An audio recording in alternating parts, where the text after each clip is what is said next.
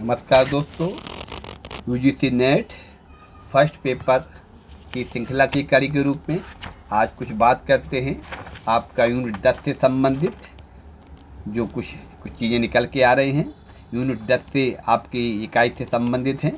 राष्ट्रीय संस्थागत ranking framework, national institutional ranking framework, ठीक है, NIRF। राष्ट्रीय संस्थागत रैंकिंग फ्रेमवर्क NIRF भारत में उच्च शिक्षा के सभी संस्थानों को रैंक करने के लिए मानव संसाधन विकास मंत्रालय भारत सरकार द्वारा अपनाई गई पद्धति है। फ्रेमवर्क को मानव संसाधन विकास मंत्रालय द्वारा अनुमोदित किया गया है और मानव संसाधन विकास मंत्री ने 29 सितंबर 2015 को इसे लॉन्च किया हुआ है। आगे देखते हैं। मानव संसाधन विकास मंत्रालय द्वारा अनुमोदित राष्ट्रीय संस्थागत रैंकिंग फ्रेमवर्क को सितंबर 2015 में शुरू किया गया था। आगे देखते हैं। इस फ्रेमवर्क के अंतर्गत देश भर के शैक्षणिक संस्थानों को उनकी गुणवत्ता एवं प्रदर्शन के आधार पर सूचीबद्ध करने के लिए एक पद्धति की रूपरेखा तैयार की जाती है। शैक्षणिक संस्थानों को रैंकिंग करने के लिए कुछ विशेष मानक तय किए गए हैं, जिसमें निम्नलिखित शामिल हैं। सबसे पहले क्या है? शिक्षा और संसाधन, टीचिंग, लर्निंग एंड रिसोर्स, अनुसंधान और व्यावसायिक अभ्यास, रिसर्च एंड प्रोफेशनल प्रैक्टिस, परिणाम, आउटकम्स, आउटरीच और समावेशिता, अनुभूति। रैंकिंग 2020-21 में क्या है उसके थोड़ा सा आंकड़े हैं अपने पास। समग्र ओवरऑल पहला स्थान फर्स्ट रैंक भारतीय प्रौद्योगिकी संस्थान मद्रास का रहा है, IIT मद्रास। 2020-21 की बात हो रही है। ये पहला स्थान किसका रहा है? भारतीय प्रौद्योगिकी संस्थान मद्रास का, IIT मद्रास। दूसरा स्थान किसका रहा है? भारतीय विज्ञान संस्थान बेंगलुरु, सेकेंड, ठीक है। तीसरा स्थान रहा है IIT दिल्ली, भारतीय प्रौद्योगिकी संस्थान दिल्ली। विश्वविद्यालय पहला स्थान रहा है भारतीय विज्ञान संस्थान Bengaluru, Indian institute of science Bengaluru. दूसरा स्थान रहा है जवाहरलाल नेहरू विश्वविद्यालय नई दिल्ली। तीसरा स्थान रहा है बनारस हिंदू विश्वविद्यालय वाराणसी। प्रबंधन के क्षेत्र में पहला स्थान भारतीय प्रबंधन संस्थान Ahmedabad, Indian institute of management Ahmedabad.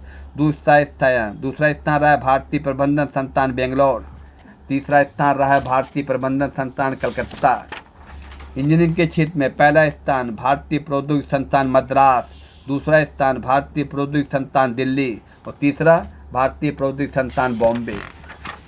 College के रूप में पहला स्थान मिरांडा हाउस नई दिल्ली, दूसरा स्थान Reddy Shri Ram college for women नई दिल्ली, तीसरा स्थान हिंदू कॉलेज दिल्ली। फार्मेसी के क्षेत्र में पहला स्थान जामिया हमदर्द नई दिल्ली, दूसरा स्थान पंजाब यूनिवर्सिटी चंडीगढ़, तीसरा स्थान national institute of pharmaceutical education and research Mohali. Medical के क्षेत्र में पहला स्थान अखिल भारतीय आयुर्विज्ञान संस्थान नई Delhi, all India institute of medical science new Delhi. दूसरा स्थान post graduate institute of medical education research Chandigarh. तीसरा स्थान क्रिश्चियन मेडिकल कॉलेज बेलोर। वास्तुकला के क्षेत्र में पहला स्थान भारतीय प्रौद्योगिकी संस्थान खड़गपुर, दूसरा स्थान भारतीय प्रौद्योगिकी संस्थान रुड़की, तीसरा स्थान राष्ट्रीय प्रौद्योगिकी संस्थान कालीकट। कानून के क्षेत्र में पहला स्थान national law school of India university Bengaluru, दूसरा स्थान नेशनल लॉ यूनिवर्सिटी नई दिल्ली, तीसरा स्थान NALSAR university of law Hyderabad.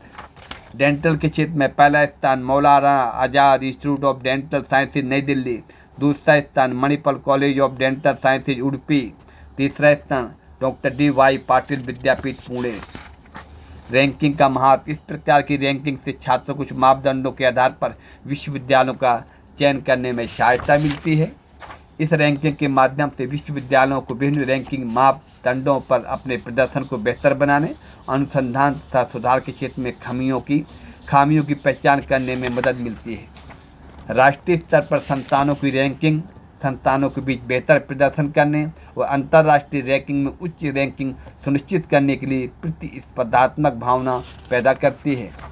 प्रमुख बिंदु। उल्लेखनीय कि इस वर्ष के रैंकिंग फ्रेमवर्क में देश भर के कुल 3,771 संस्थान पंजीकृत किए गए थे, जो कि बीते वर्ष की तुलना में 20% अधिक है।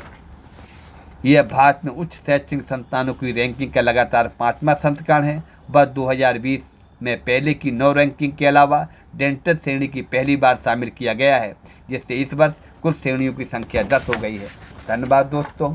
अभी आपका UGC नेट प्रथम पेपर बात कर रहे थे, थोड़ा सा जानकारी सामान्य जानकारी है जो कि आपके UGC नेट प्रथम पेपर में संभवतः आप लोगों के लिए उपयोगी सिद्ध होगी। धन्यवाद दोस्तों।